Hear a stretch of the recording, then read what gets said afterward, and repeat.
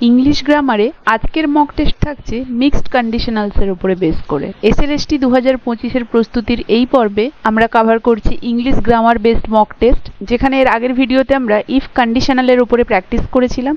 যারা যারা সেই ভিডিওটি দেখোনি, ভিডিওর লিংক ডেসক্রিপশন বক্সে দেওয়া থাকছে, অবশ্যই দেখে নেবে। আজকের মক টেস্ট থাকছে মিক্সড কন্ডিশনাল সেন্টেন্স বেসড। তো মিক্সড কন্ডিশনালের উপরে এই ক্লাসের প্রথম কোয়েশ্চেন দেখো, if mark had accepted the transfer offer last year, he dash in Tokyo managing the new office. Options দেওয়া রয়েছে is, will be, would be, would have been। তো দেখো মিক্সড কন্ডিশনালের ক্ষেত্রে আমরা মূলত দু ধরনের মিক্সড কন্ডিশনাল সেন্টেন্স জানি এবং আর কিছু ভ্যারিয়েশনস রয়েছে।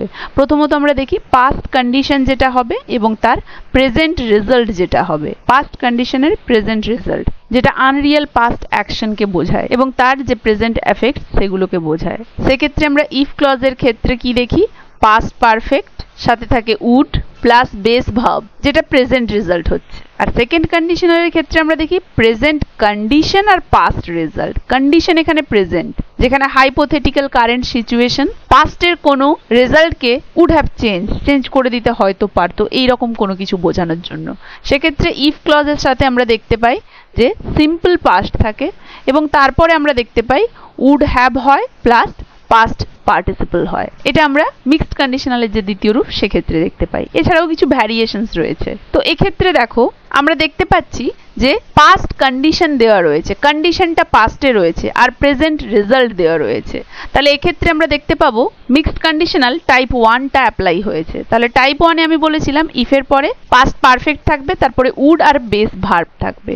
তো সেক্ষেত্রে উড আর বেস ভার্ব রয়েছে অপশন সি তে, উড বি। তাহলে অপশন সি হয়ে যাবে right answer. If mark had accepted the transfer offer last year, he would be in Tokyo managing the new office. Would be will be the right answer. Next question.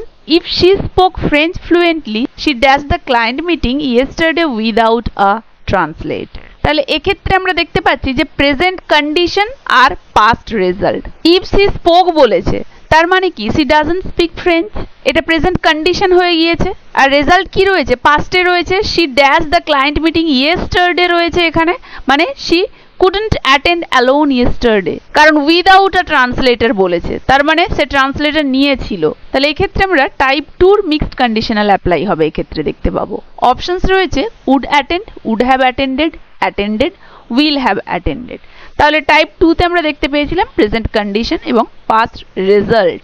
তাহলে এক্ষেত্রে হয়ে যাবে would have attended. Option B will be the right answer. কারণ second কন্ডিশনালের ক্ষেত্রে প্রথমে simple past থাকছে if ক্লজে, তারপরে থাকছে উড হ্যাভ আর past participle. So option B will be the right answer. Next question, if I hadn't missed that flight I dash stuck in traffic right now. If I hadn't missed the flight, options রয়েছে wouldn't be, wouldn't have been, am not, wasn't.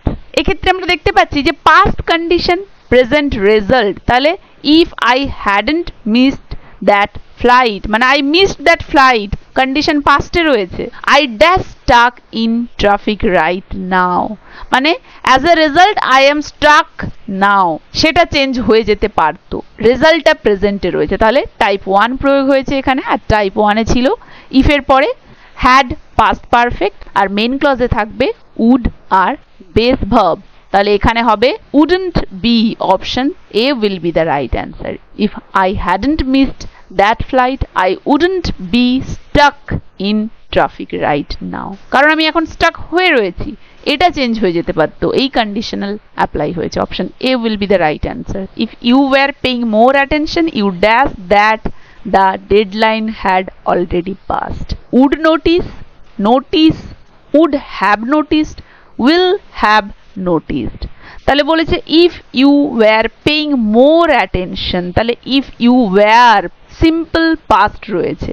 এক্ষেত্রে দেখতে পাচ্ছি যে present condition if you were paying more attention মানে you are not paying attention, এটা ছিল। You dash that the deadline had already passed, তুমি দেখতে পেতে যে ডেডলাইনটা পেরিয়ে গিয়েছে, তার মানে কি তুমি দেখতে পাওনি, you didn't notice the deadline, এটা পাস্টের রেজাল্ট। তাহলে এক্ষেত্রে টাইপ 2 প্রয়োগ হবে, সিম্পল পাস্ট রয়েছে, তাহলে would have past participle. Would have past participle কোথায় রয়েছে?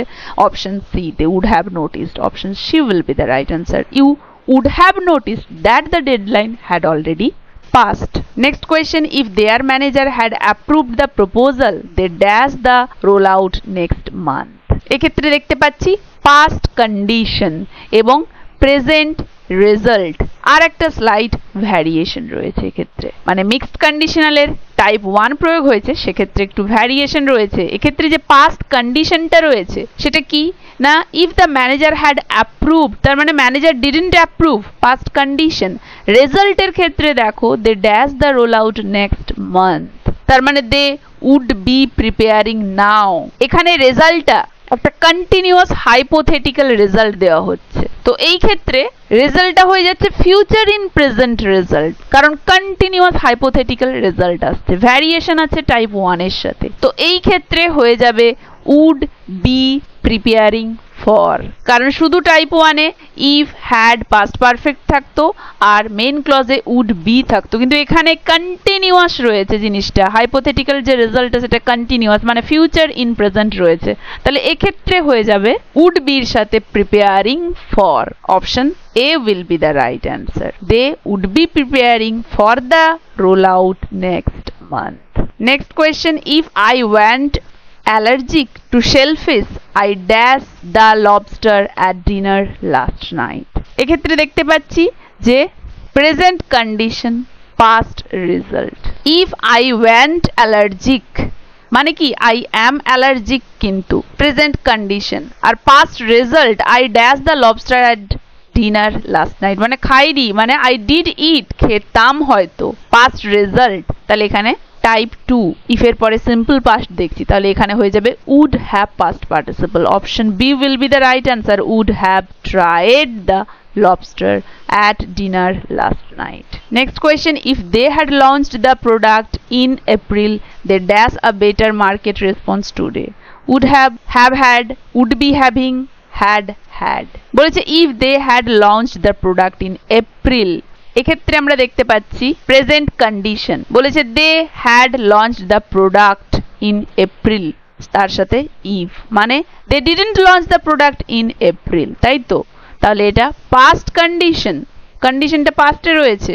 They dash a better market response, তাহলে they earned getting good response today, তারা পেত, নট গেটিং টুডে, তাহলে এক্ষেত্রে আমরা দেখতে পাবো যে টাইপ 1 ভ্যারিয়েশন নিয়ে এসেছে, কন্টিনিউয়াস প্রেজেন্ট রেজাল্ট রয়েছে এখানে, তাহলে কন্টিনিউয়াস প্রেজেন্ট রেজাল্টের ক্ষেত্রে কি বলেছিলাম উড বি, তার সাথে একটা আইএনজি, উড বি হ্যাভিং।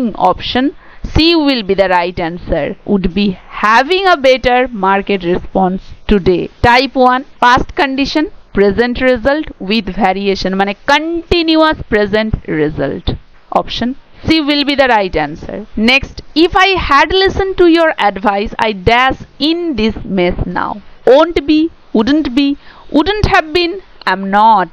বলেছে if I had listened to your advice, তাহলে এক্ষেত্রে আমরা past condition দেখছি, কারণ if I had listened to your advice, unreal past, যদি শুনতাম মানে শুনিনি, I dash in this mess now, আমি এই মেসে থাকতাম না, মানে এখন আমি এই মেসের মধ্যে রয়েছি, প্রেজেন্ট রেজাল্ট, তাহলে past condition present result, type 1 mixed conditional type 1, সেক্ষেত্রে আমরা কি রেখেছিলাম ইফ পাস্ট পারফেক্ট আর মেইন ক্লজে উড আর বেস, তাহলে উড আর বেস যদি হয় তাহলে এক্ষেত্রে হয়ে যাবে উডন্ট বি, কারণ if I had listen to your advice I wouldn't be in this mess now. Option B will be the right answer.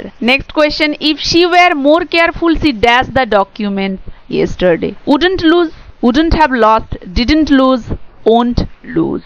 এক্ষেত্রে দেখতে পাচ্ছি present condition past result type 2, কারণ প্রেজেন্টে দেখছি if she were more careful, তার মানে সে ছিল না careful, she dash the documents yesterday, সে হয়তো বাঁচিয়ে নিতে পারতো, মানে সে হয়তো হারিয়ে ফেলেছে, রেজাল্ট হয়ে গিয়েছে কারণ সে ওটাকে রক্ষা করতে পারেনি, তাহলে ইফের পরে সিম্পল পাস্ট আর এক্ষেত্রে হবে would have past participle, would have past participle option B, তাহলে wouldn't have lost, option B will be the right answer, she wouldn't have lost the documents. Next, if they had studied harder, they dash better jobs now. Will have, would have had, would have.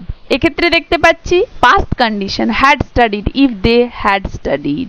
তাহলে কি হতো they dash better jobs now. তাহলে এখন better job পায়নি যদি পড়তো মানে পড়েনি তাহলে হয়ে যাচ্ছে past condition আর present result. তাহলে type 1 এ আসছে past condition present result. type 1 এর ক্ষেত্রে দেখেছিলাম had studied আর এদিকে would plus base. তাহলে would plus base কোথায় রয়েছে option D would have better jobs now.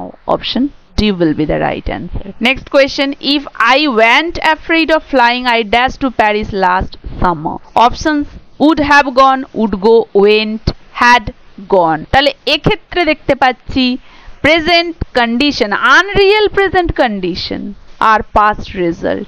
কেন if I went afraid R past result I dashed to Paris last summer মানে হয়তো আমি যেতে পারতাম would have gone এক্ষেত্রে type 2 went simple past তাহলে এক্ষেত্রে হয়ে যাবে would have past participle তাহলে এক্ষেত্রে would have gone will be the right answer option A.